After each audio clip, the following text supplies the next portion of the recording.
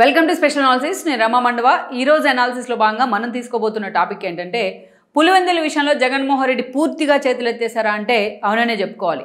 ఎందుకంటే లేటెస్ట్గా జరిగిన నీటి సంఘాల ఎన్నికల విషయంలో అటు పూర్తిగా టీడీపీ ఆధిపత్యం సాధించింది. ఈరోజు బీటెక్ రవి పులివెందుల నడిబొడ్డు నుంచి జగన్మోహన్ రెడ్డికి సవాల్ చేస్తున్న పరిస్థితి. మీరు నిద్రలో కూడా నా పేరు కలవరించాల్సిన పరిస్థితి వచ్చింది అని చెప్పేసి ఆ స్థాయిలో పార్టీ అధికారంలోకి వచ్చిన 6 నెలలలోపే తన సత్తా ఏంటో చూపించగలిగారు BTech Ravi. At the same time చూసినట్లయితే ఈరోజు టీడీపీ అధికారంలో ఉంది కాబట్టి వాళ్ళని భయపెట్టి మరీ తమ వైపు విజయం వచ్చేలా చేసుకున్నారనేది అవినాష్ రెడ్డి లాంటి వాళ్ళు చేసిన ఆరోపణ అయినప్పటికీ ఇవి చేతగాని చర్యగా ఆయన వర్ణిస్తూ వచ్చారు బీటెక్ రవి. బట్ ఈ టోటల్ ఎపిసోడ్ తర్వాత నిజంగానే పులివెందులో వైఎస్ఆర్సీపీ భవిష్యత్తు ఏంటి అన్న చర్చ జరుగుతోంది. కేవలం ఇక్కడ మన పులివెందుల గురించే కాదు, కడపలో మెజారిటీ కార్పొరేటర్లు ఈరోజు టీడీపీ బాట పడుతూ ఉన్నారు, టీడీపీలో చేరేందుకు కూడా సిద్ధమవుతూ ఉన్నారు. సో ఇలాంటి సిచ్యువేషన్లో జగన్మోహన్ రెడ్డి తన సొంత కోటకు బీటలు వారించుకునే ప్రయత్నం చేస్తున్నారు అనేది ఒక చర్చ అయితే, అవినాష్ రెడ్డికి బాధ్యతలు అప్పగించినా అవినాష్ రెడ్డి కూడా వాటిని లైట్ తీసుకున్న పరిస్థితి అయితే ఆ పార్టీలో కనిపిస్తూ ఉంది. అందుకే ఈరోజు పులివెందుల్లో అసలు ఏం జరుగుతోంది అంటూ జగన్మోహన్ రెడ్డి అవినాష్ రెడ్డి మీద సీరియస్ అయ్యారని కూడా కొంతమంది చెప్తూ ఉన్నారు. మనం చూసుకున్నట్లయితే పులివెందుల అనేది జగన్మోహన్ రెడ్డి ఫ్యామిలీకి ఒక కంచుకోట. వైఎస్ రాజశేఖర రెడ్డి రాష్ట్ర రాజకీయాల్లో కీ రోల్ ప్లే చేసిన దగ్గర నుంచి కడప మొత్తాన్ని, కేవలం పులివెందులే కాదు కడపను కూడా తన చేతుల్లో పెట్టుకునే ప్రయత్నం చేశారు. పలుసార్లు ఆయన పులివెందులకు ఎమ్మెల్యేగా పనిచేశారు, ప్రతిపక్ష నేతగా ఉన్నారు, అందరు కడప నుంచి ఎంపీగా కూడా పనిచేశారు. ఆయన తర్వాత ఆయన ముఖ్యమంత్రిగా కాంగ్రెస్లో కీలక నేతగా ఉన్న సమయంలో ఆయన బ్రదర్ అయిన వివేకానంద రెడ్డి కూడా చాలా కీ రోల్ ప్లే చేశారు, అటు పులివెందులు కావచ్చు అదేవిధంగా కడపలో కావచ్చు. అక్కడి నుంచి చూసినట్లయితే ఇక కడప నుంచి ఉన్న మెజారిటీ నేతల్లో కూడా ఆ ఫ్యామిలీ నుంచి వచ్చిన వాళ్ళే చాలా ఎక్కువ మంది ఉన్నారు కూడా. వైఎస్ మరణం తర్వాత జగన్మోహన్ రెడ్డి కాంగ్రెస్ని ఎదిరించి సొంత కుంపటి పెట్టుకున్న సందర్భంలో వైఎస్ఆర్సీపీ పేరుతో అప్పట్లో భాస్కర్ రెడ్డి లాంటి వాళ్ళని వైఎస్ దూరం పెట్టేవాళ్ళు. బట్ జగన్మోహన్ రెడ్డి పార్టీ పెట్టిన తర్వాత వివేకానంద కాంగ్రెస్లో ఉన్న సిచ్యువేషన్లో ఆ రోజు భాస్కర్ రెడ్డి లాంటి వాళ్ళకి జగన్మోహన్ రెడ్డి పెద్దపీట వేశారు. ఈ క్రమంలోనే అవినాష్ రెడ్డి లాంటి వాళ్ళు, ఆయన కొడుకు అయిన భాస్కర్ రెడ్డి కొడుకు, ఆయన వైఎస్ఆర్సీపీలోకి ఎంట్రీ ఇవ్వడం జరిగింది. 2014లో ఎంపీ టికెట్ ఇచ్చారు ఆయనకి, కడప ఎంపీ టికెట్. పార్టీ ప్రతిపక్షానికి పరిమితమైన ఆ రోజు జగన్మోహన్ రెడ్డి పులివెందుల నుంచి ఎమ్మెల్యేగా గెలిస్తే అవినాష్ రెడ్డి ఎంపీగా గెలవడం జరిగింది. అంతకంటే ముందు ఉప ఎన్నికల్లో విజయం కూడా పులివెందులు ఎమ్మెల్యేగా పనిచేశారు. వైఎస్ చనిపోయిన తర్వాత జరిగిన ఎన్నికల్లో జగన్మోహన్ రెడ్డి కూడా కడప ఎంపీగా పనిచేశారు. అలా కడప మొత్తాన్ని తమ హోల్డ్లో పెట్టుకోవడంలో ఆ ఫ్యామిలీ సక్సెస్ అయింది. నిజంగానే ఒక కంచుకోట్లాగా ఉంటూ వచ్చింది ఆ ఫ్యామిలీకి కడప అనేది. ఎస్పెషల్లీ అవినాష్ రెడ్డి ఎంపీ అయిన తర్వాత జగన్మోహన్ రెడ్డి ఆ రోజు ప్రతిపక్షంలో ఉన్నారు.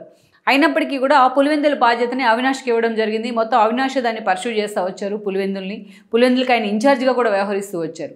ఇక 19 ఎన్నికల్లో మరోసారి అవినాష్ రెడ్డి ఎంపీగా గెలిచారు. 19 ఎన్నికల కంటే ముందు ఆ రోజు వివేకానంద రెడ్డి తన సొంత ఇంట్లో, పులివెందుల్లోని తన సొంత ఇంట్లో బాత్రూంలో నేను హత్యకు గురి కావడం జరిగింది. దీన్ని ఒక సెంటిమెంట్ అస్త్రంగా మార్చుకుంటూ ఆ రోజు జగన్మోహన్ రెడ్డి ఎన్నికలకు వెళ్ళారు. బట్ 2019లో అది వర్కౌట్ అయింది. కానీ 2019లో ఆయన ఎన్నికలకు ముందు సిబిఐ కన్సల్ట్ అడగడం, తర్వాత దాన్ని వెనక్కి తీసుకోవడం అందరికీ తెలుసు. తన సొంత చెల్లెని సునీత లాంటి వాళ్ళు ఆయన డినై చేస్తూ బయటికి రావడం. జగన్మోహన్ రెడ్డి సీఎంగా ఉన్న రోజులు కూడా ఆమె 5 ఏళ్ళు ఫైట్ చేస్తూనే ఉన్నారు, ఎక్కే గడప దిగే గడప తేడా లేకుండా. ఈ క్రమంలోనే తాడేపల్లి లింకులు కూడా బయటపడ్డాయి వివేకానంద రెడ్డి మర్డర్ కేసు విషయంలో. భారతీకి అండ్ జగన్మోహన్ రెడ్డికి ఉన్న లింకులతో పాటు అవినాష్ రెడ్డి ప్రైమ్ సస్పెక్ట్గా సిబిఐ కూడా పూర్తి స్థాయిలో ఆయన్ని కార్నర్ చేసే ప్రయత్నం చేసింది. ఈ క్రమంలోనే భాస్కర్ రెడ్డి కూడా సునీత పోరాట ఫలితం కావచ్చు, భాస్కర్ రెడ్డి అరెస్ట్ అయ్యారు, ఆయన బెయిల్ మీద ప్రజెంట్ బయట ఉన్నారు. ఇక అవినాష్ రెడ్డి కూడా రేపేమోపో అరెస్ట్ అనుకుంటున్న సమయంలో సిబిఐ అధికారులు భయపెట్టి మరీ లోకల్ పోలీసులతోని వాళ్ళని వెనక్కి పంపించే ప్రయత్నం. ఇదే సమయంలో బీజేపీ అండదండలతో అవినాష్ రెడ్డిని అరెస్ట్ నుంచి జగన్మోహన్ రెడ్డి కాపాడుకోవడం జరుగుతూ వచ్చింది.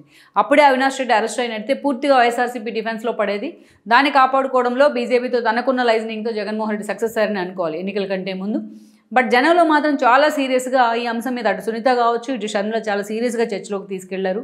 నిజంగానే పులివెందులో ప్రజలు భాస్కర్ రెడ్డి అరెస్ట్ తర్వాత అవినాష్ రెడ్డి ఎందుకు అరెస్ట్ కావట్లేదు అని ప్రశ్నించిన పరిస్థితి కూడా ఎదురైంది కొన్ని చోట్ల వైఎస్ఆర్సీపీ నేతలకు. అలా అది నెగిటివ్ సెంటిమెంట్గా మారింది. ఆ క్రమంలోనే వైఎస్ఆర్సీపీ ఈ రోజున 11 స్థానాలకు పరిమితం అయితే రాష్ట్ర వ్యాప్తంగా ఎస్పెషల్లీ కడప లాంటి తన సొంత జిల్లాది, ఒక హార్డ్ కోర్ జిల్లా, అలాంటి సిచ్యువేషన్లో కూడా చావుదొప్పి కన్నీలొట్టిపోయిన పరిస్థితి ఎదురైంది జగన్మోహన్ రెడ్డికి. బీటెక్ రవి ఒక దశలో జగన్మోహన్ రెడ్డిని ఓడిస్తారన్న ప్రచారం కూడా జరిగింది మొన్నటి ఎన్నికల్లో.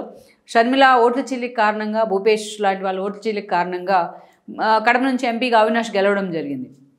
దెన్ అవినాష్ మీద ఎప్పుడైతే ఆయన అరెస్ట్ అని ప్రచారం జరిగిందో ఎన్నికల కంటే ముందు, జగన్మోహన్ రెడ్డి ఆయన పులివెందుల బాధ్యతల నుంచి పక్కన పెడతాం జరిగింది. ఆ దశలోనే మనం చూసినట్లయితే వాళ్ళ అభిషేక్ లాంటి వాళ్ళకు కూడా కొన్ని రోజులు ఆ బాధ్యతలు ఇచ్చున్నారు. ఇక అవినాష్ ఎంపీగా గెలిచిన తర్వాత కొన్ని రోజులుగా అవినాషే పులివెందుల బాధ్యతలు చూసుకుంటూ ఉన్నారు. ఇప్పుడిక మరోసారి అవినాష్ అరెస్ట్ అనే ప్రచారం జరుగుతోంది, చాలా సీరియస్గా జరుగుతోంది. ఈ అవినాష్ కేసుకు సంబంధించి సునీత కూడా మళ్ళోసారి దీన్ని కోర్టులు మూవ్ చేసే విధంగా ఆమె ఫాలోఅప్ చేస్తూ ఉన్నారు. ఈ క్రమంలోనే అవినాష్కి ఇటీవల ఈ కేసు విషయంలో నోటీసులు కూడా వచ్చాయి. అయితే జగన్మోహన్ రెడ్డి ఈరోజు అవినాష్ రెడ్డిని పట్టించుకున్న సిచ్యువేషన్లో లేరు. ఎందుకంటే ఆయన పార్టీని ఆయన కాపాడుకునే సిచ్యువేషన్లోనే ఆయన పూర్తిగా నిమగ్నమై ఉన్నారు. తన కేసులు కూడా తను తరుముతా వస్తున్నాయి. ఒకవైపు పార్టీ ఖాళీ అవుతూ ఉంది. రోజు రోజుకు మెజారిటీ నేతలు పార్టీని వదిలిపెట్టిపోతూ ఉన్నారు. ఇలాంటి సిచ్యువేషన్లో అవినాష్ రెడ్డినో లేదా పులివెందులనో కడపనో పట్టించుకునే సిచ్యువేషన్లో జగన్మోహన్ రెడ్డి లేరు. గెలిచిన తర్వాత జగన్మోహన్ రెడ్డి పులివెందులు వెళ్ళినా అక్కడ స్థానికంగా ఉన్న వైఎస్ఆర్సీపీ కాంట్రాక్టర్లే జగన్మోహన్ రెడ్డిని వెంటబడే ప్రయత్నం చేశారు. మా బిల్లుల సంగతి ఏంటి అనేసి 3 రోజులు ఉందామని వెళ్ళిన జగన్మోహన్ రెడ్డి ఒక్కరోజుకి వెనక్కి రావడం జరిగింది పులివెందుల నుంచి కూడా. ఆ స్థాయిలో అక్కడ సిచ్యువేషన్ ఉంది.